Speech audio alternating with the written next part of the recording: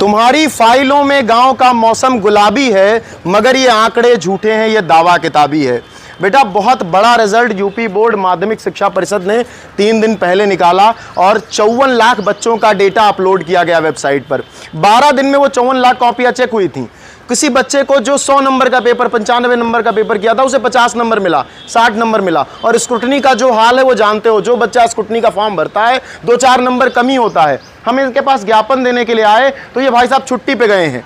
7 दिन के बाद 12 में पढ़ने वाला बच्चा जो 17-18 साल का है उसकी परेशानी सॉल्व करने के लिए वो 1 हफ्ता इंतजार करे, तब ये मिलेंगे, तब आपकी परेशानी सॉल्व करेंगे। किससे कहे वो बात? अपनी बात अगर वो हम तक पहुंचाए। हमने इस साल 10 से 12 लाख बच्चों को 12th के पढ़ाया है, हम वो बात उनकी लेकर के यहां पर पहुंचे तो ये गायब हैं, छुट्टी पे गए हैं, अब मनाली गए हैं कि गोवा घूमने गए, हमें नहीं पता। लेकिन कम से कम इस 1 हफ्ते तो नहीं जाना था, कम से कम बच्चों की बात तो सुन लेनी थी। वो किससे कहेंगे? वो हमसे कहेंगे, वो आपसे कहेंगे। आप जिम्मेदार हो, आप एक लाइन लिखते हो तो बच्चे का 12th के बच्चे का 10th के बच्चे का भविष्य बदल जाता है, वो परेशान हो जाता है। और जब वो अपना अधिकार मांगता है, वो कहता है कि भैया हमारी कॉपी गलत चेक हुई है, उसको दिखवा लो, तो आप इतनी अपारदर्शिता रखते हो उसमें कि वो जान भी नहीं पाता कि नंबर कैसे कट गया, कैसे नहीं कट गया। हम अपनी 5 मांगे लेकर के आए थे कि भाई चलो डिजिटल इंडिया है ना, हमारे प्रधानमंत्री का नारा है डिजिटल इंडिया का, आप कॉपी को स्कैन करके अपने वेबसाइट पर अपलोड करवा दो। बच्चा अनुक्रमांक रोल नंबर डाले, अपना देख ले कि किस तरह से मार्किंग हुई है, कैसे नंबर उसमें मिला है,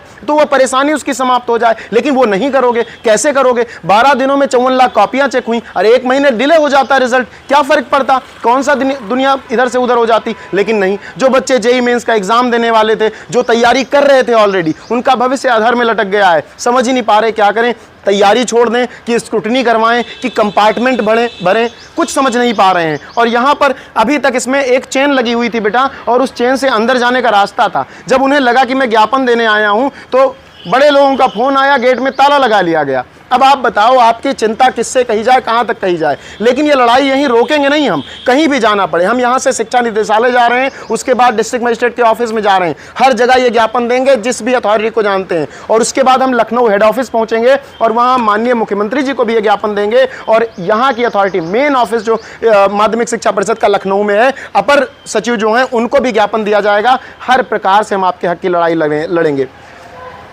मैं बार बार कह रहा हूं, विद्या कुल के शिक्षक केवल आपको 25 घंटे पढ़ाने के लिए नहीं है, वो 25 दिन 25 रात एक कर देंगे आपके अधिकार की लड़ाई के लिए। हमें खोद के निकालना पड़ेगा इनको, पाताल से तो हम निकालेंगे, लेकिन तुम्हारे साथ कोई खिलवाड़ नहीं होगा, तुम्हारा भविष्य सुरक्षित रहेगा। और इसी के लिए हम यहाँ हैं।